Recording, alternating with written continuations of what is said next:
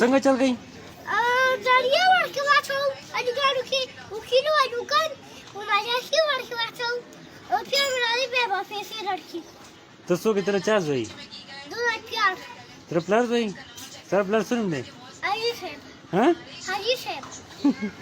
خپل سره دی انا ابو بکر او ستاسو سوي پلار د سوي له وای ها وای کینو اډوکان راوړه ها او ورکې ماچاکي ورکې واچو وای او ځړیا ورکې واچو وای زه لازم وای به پیسې ورکوم خو تاسو خو سنې وی چې ته ځان سره واخله نه وای څه سمخده ته سماغله سره په لګان نه وړه سره په دکان راوړه ها ورکې ځړیا واچو څه شو کوي ځړیا دنیا